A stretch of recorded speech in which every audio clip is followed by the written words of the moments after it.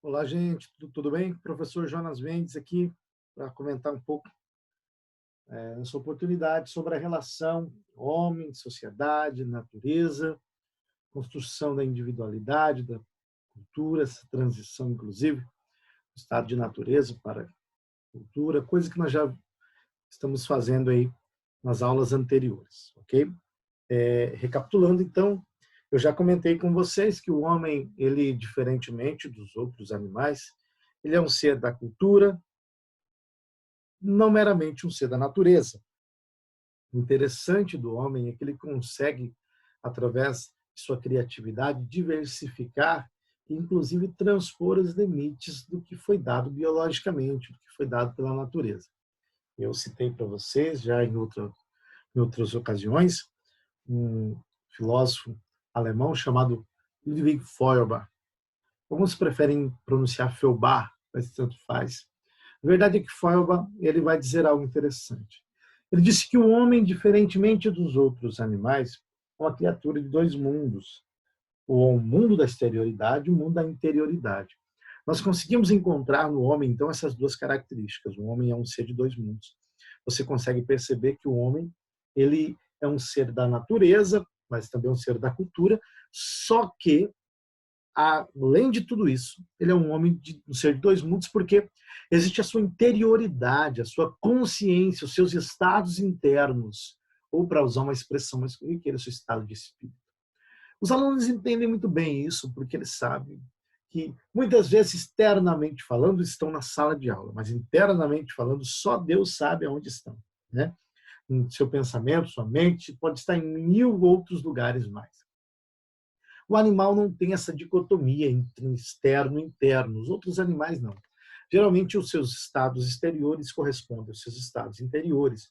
O homem ele pode diversificar, ele pode estar em um lugar fisicamente, mas internamente pode estar em um lugar totalmente diferente. Pode estar pensando em coisas diversas, que não aquilo que está acontecendo naquele exato momento. Então, essa é uma característica interessante do homem. O homem também é um ser interessante porque ele consegue transpor os dados da natureza. Eu disse que o homem é um ser de dois mundos, porque o homem é tanto um ser da natureza quanto um ser da cultura, e o homem ele consegue, através da própria cultura, vencer a natureza, por assim dizer. Olha que interessante, né? O homem consegue, através da cultura, ele consegue extrapolar os limites da natureza. O homem, por exemplo, ele é limitado em suas capacidades. Naturalmente, ele é limitado. O homem ele não pode voar como os pássaros. O homem ele não pode sobreviver debaixo da água por um período de tempo avançado, como os peixes fazem. Então, o homem ele é limitado, ele não pode voar, não pode sobreviver debaixo da água e tantas outras coisas mais. A sua velocidade não é tão grande, sua força não é tão grande. O homem ele é limitado.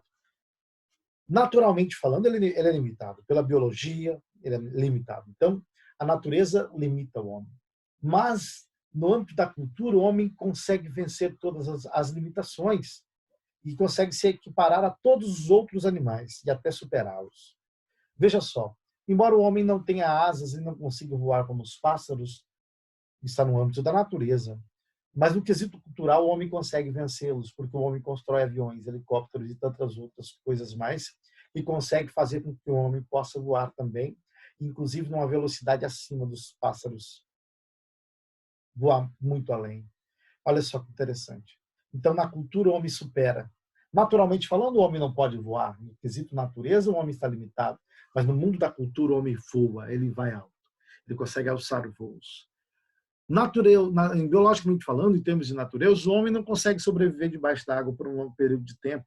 Mas em termos de cultura, ele sobrevive porque ele criou submarinos e outras tantas coisas mais que proporciona para o homem um período debaixo da água muito avançado. O homem ele é limitado, ele não consegue atingir uma velocidade muito alta como um leopardo e tantos outros animais, mas ele conseguiu construir um carro, uma moto e outros mecanismos que potencializam a sua velocidade, de maneira que ele consegue atingir velocidades expressivas. O homem não é tão forte, mas ele cria máquinas que potencializam a sua força. Então, veja, o homem, através da cultura, da tecnologia, da criatividade, ele consegue criar um mundo totalmente diferente do mundo natural. ele consegue potencializar a sua velocidade, a sua força, as suas capacidades, maximizar as suas habilidades, de maneira que ele consiga sobreviver em todos os ambientes possíveis, transformando o ambiente a seu favor. Então, esse é um dado interessante, porque é uma característica do aspecto natural do homem. O homem é um ser da natureza, mas é um ser da cultura. Então, ele extrapola os limites da biologia. Ele não está satisfeito com os limites impostos pela natureza, ele quer ir além. E é justamente isso que eu acho interessante no ser humano. Certo? O ser humano, então, como um ser da cultura, ele vai conseguir extrapolar, como já disse, os limites da própria natureza e vai construir justamente uma segunda natureza, para usar a ideia de Aristóteles. O homem constrói uma segunda natureza. O mundo humano construído pelos seres humanos, no caso, como eu disse, esse mundo construído seria a própria cultura. Cultura, eu já disse, pode ser entendido como a totalidade dos produtos da atividade do ser humano, sejam materiais ou espirituais. Então, a cultura ela tem tanto elementos materiais quanto elementos imateriais, elementos espirituais. Esse mundo simbólico, então, que o homem constrói é o mundo da cultura, que Clifford Geertz vai chamar de uma cadeia, uma teia simbólica, de relações simbólicas. Podemos dizer que a cultura ela é composta por instrumentos que ajudam, de alguma maneira, produzir ou maximizar a sobrevivência do homem em relação à natureza, certo? Tantas coisas integram a cultura, como, por exemplo, a própria linguagem, ela, de alguma maneira, integra a cultura. As produções artísticas dos seres humanos também integram a cultura, assim como as produções tecnológicas também integram o mundo da cultura, certo? Podemos dizer que o mundo da natureza é tudo aquilo que não de alguma maneira, não foi construído, edificado pelo homem, enquanto que a cultura está no âmbito da criação humana, no âmbito daquilo que é artificial, certo? Daquilo que é artificial. Eu disse também que cultura é uma segunda natureza, ela, de alguma maneira, se torna nossa, nós vivemos e reagimos a todas as coisas através da cultura. Por isso que Ruth Benedict, uma antropóloga, ela vai dizer que, de alguma maneira, a cultura é como se fosse as lentes dos óculos através dos quais os homens enxergam todas as coisas. Então, nós nos relacionamos e enxergamos todas as coisas à luz da cultura a qual estamos inseridos. Nós somos educados e formados nessa cultura, e essa cultura é transmitida de geração para geração. O homem, então, ele consegue superar os animais e superar a própria natureza através das construções culturais, através do mundo da cultura, por assim dizer, que é um mundo simbólico. Mas como a cultura surgiu? De onde ela se originou? Qual foi a origem, por assim dizer, da cultura? Por que o homem começou a viver em sociedade? Isso é interessante. E nessa aula nós vamos apresentar, então, uma análise feita por um homem chamado Sigmund Freud. Estou mostrando aí o livro de Freud, Totem e Tabu, que é um livro muito interessante, onde Freud faz uma análise justamente dessa relação da cultura, da civilização, da sociedade, quando que a cultura surge, porque o homem passa a viver em sociedade, coisas do tipo. Então, olha só que interessante. Freud, esse livro, Totem e Tabu, de Freud, ele, de alguma maneira, é uma inauguração, por assim dizer, de escritos freudianos. Freud está entrando numa área que até então ele não havia explorado ainda, que é a área da antropologia, que é a área da sociedade, sociologia. Então, Freud está escrevendo sociedade, cultura, antropologia, de uma forma que ele não havia escrito até então. É interessante porque esse livro, ele, de alguma maneira, vai se tornar um marco na história da cultura humana, se assemelhando, inclusive, a livros consagrados, como O Ramo Dourado, de James Frazer, ou A Cultura Primitiva, do Edward Taylor, e outros mais. É um livro muito legal, muito interessante, que vale a pena ser analisado, e nós vamos estudar um pouco, dar uma olhada de forma breve na ideia de Freud. Esse livro aqui ele é composto por 4 ensaios que Freud publicou na revista Imago. O próprio Freud ele foi o editor dos 2 primeiros artigos, sendo que o primeiro artigo é o horror ao incesto, o segundo artigo é o tabu e a ambivalência dos sentimentos, o terceiro artigo é o animismo, magia e onipotência dos pensamentos, e o quarto artigo é o retorno infantil do totemismo. Esses 4 artigos publicados por Freud vão se tornar, então, esse livro aqui. Um livro muito interessante. Mas, de fato, o que Freud quer mostrar aqui é muito simples. Veja só, nesse livro, Freud ele vai analisar, de alguma maneira, vai contar um mito de uma tribo primitiva, uma horda primitiva. Imagina uma tribo primitiva vivendo ali, a primeira tribo que existia, pensa assim. Ela vivendo isoladamente, essa tribo era composta por um pai, um tirano, ele que dominava, ele que governava sobre todos. Esse pai, de alguma maneira, era um homem muito forte, muito valente, e todos temiam esse pai. Os filhos, ainda novos, também temiam o pai, porque o pai era um homem muito valente, muito bravo, ao mesmo tempo admiravam o pai. Ao mesmo tempo que temiam o pai, admiravam o pai. Olha que interessante. Uma ambivalência sentimental aí. E as mulheres daquela tribo, daquele clã, todas pertenciam a este pai, certo? Todas pertenciam a ele. Ele dominava sobre todos ali, e todas as mulheres daquela tribo pertenciam a este pai. Eu acho algo meio semelhante, inclusive, claro que não completamente, mas existe uma relação aí ao que Gilgamesh fazia, né? Gilgamesh era o rei da cidade de Uruk. Uruk é uma cidade muito importante da antiguidade, que depois posteriormente ficou sendo conhecida como Babilônia. Na epopeia de Gilgamesh conta-se a história de Gilgamesh, que era um tirano, governava sobre todos na cidade de Uruk, e ele era temido pelas pessoas porque era um homem muito mau, violento, tirano, só que era um homem poderosíssimo. Gilgamesh, então, ele decretou uma lei em Uruk que todas as mulheres deveriam se deitar com ele, perderiam a virgindade com ele. E antes de se casar, quando se casava, a primeira relação sexual também era com ele. Então, ele baixou um decreto que, de alguma maneira, devia ser obedecido por todos, né? É meio semelhante a esse pai que Freud está descrevendo aí, dessa horda primitiva. Esse pai, primeiro, ele dominava sobre todos, reinava tiranicamente, os filhos obedeciam a ele porque não tinham o que fazer, não tinham escolha, e também eram novos ainda. Então, todos obedeciam o pai. E as mulheres pertenciam ao pai.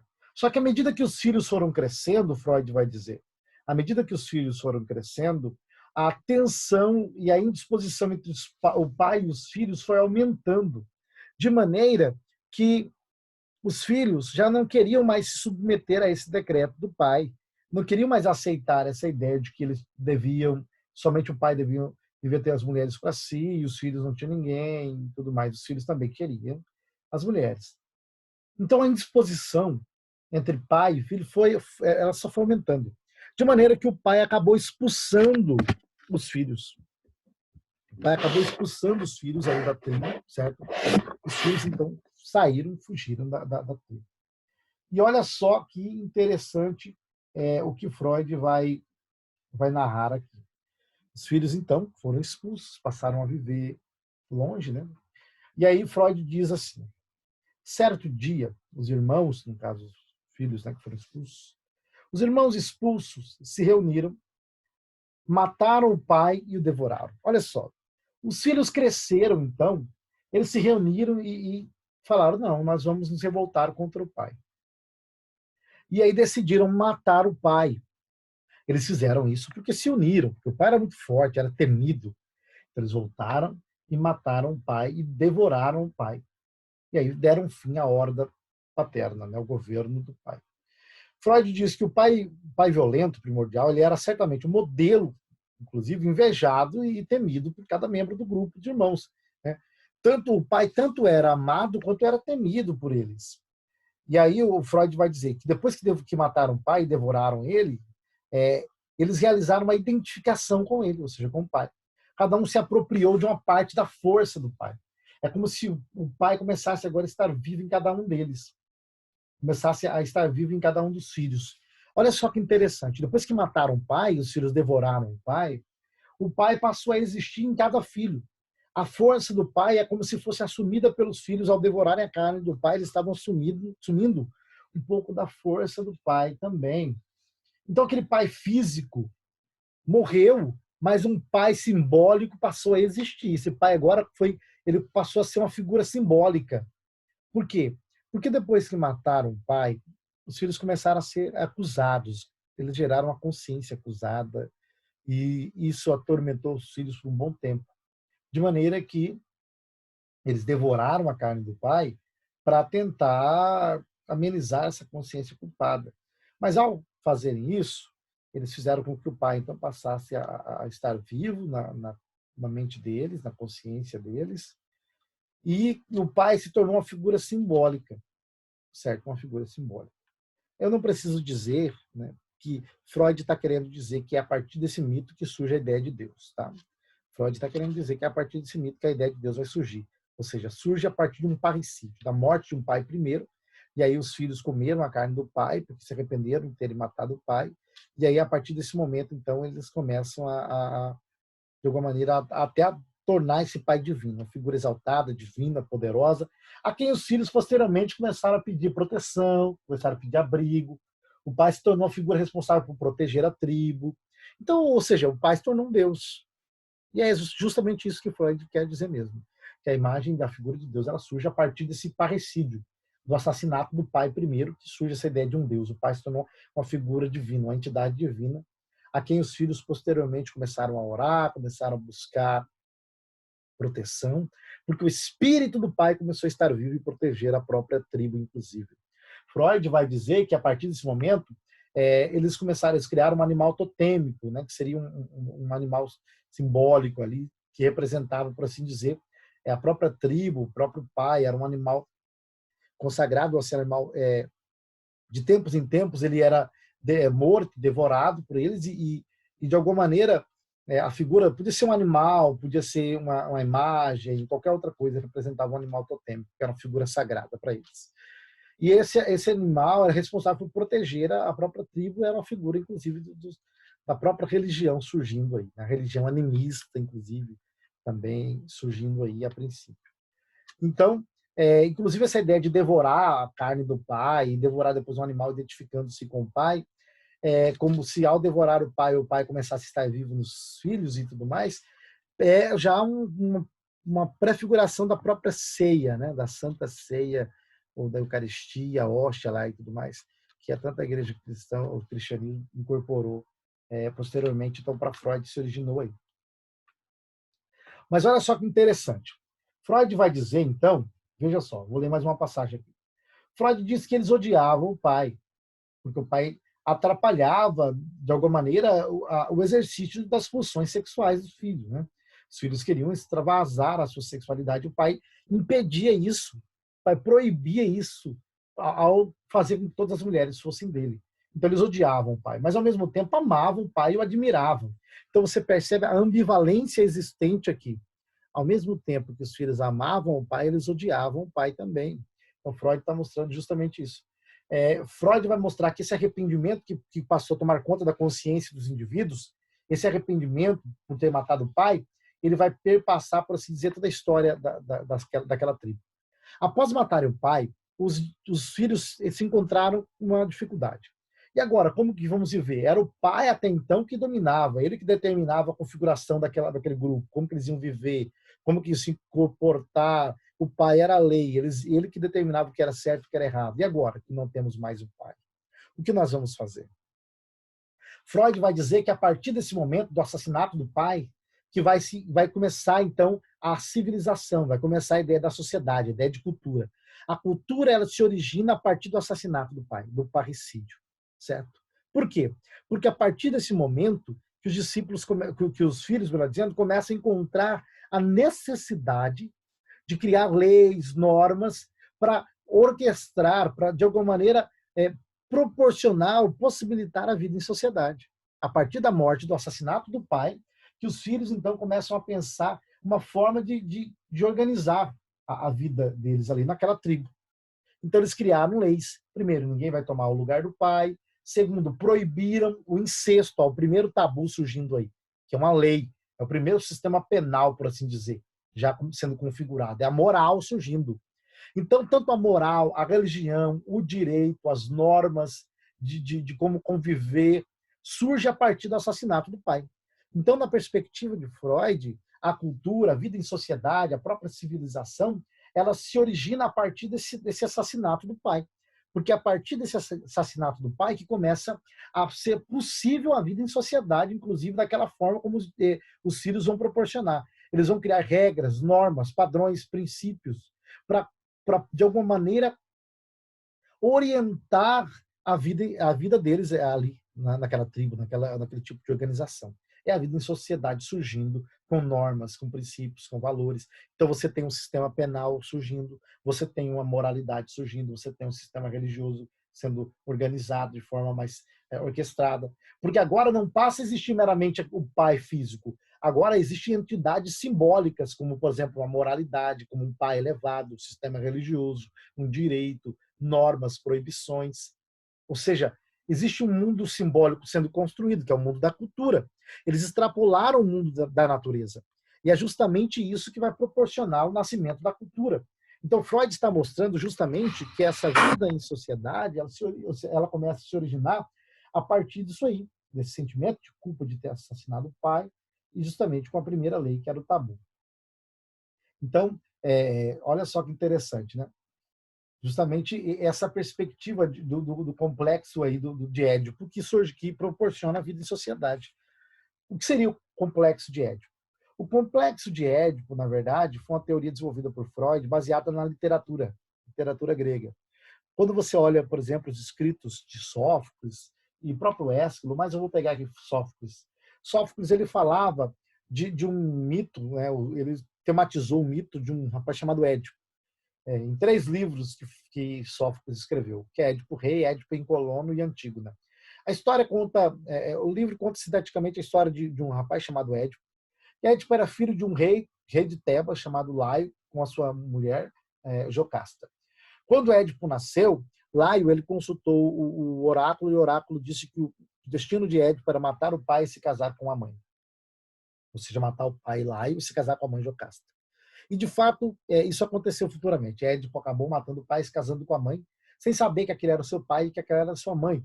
Porque o rei, quando ficou sabendo que o destino do filho era matar ele mesmo, o próprio pai, se casar com a sua mãe, o rei tentou matar a criança, mandou que um de seus soldados matasse a criança, levasse para fora para que ela morresse. Mas o soldado não fez isso, ele deixou a criança em algum lugar para que ela pudesse, de alguma maneira, sobreviver. E aí a criança cresceu e voltou, e depois, sem saber que era seu pai, matou o seu pai e casou-se com sua mãe sem saber que era sua mãe. Freud vai desenvolver isso, então, como sendo o complexo de Édipo, porque Édipo se relacionou sexualmente com a mãe, se casou com a mãe sem saber que era sua mãe.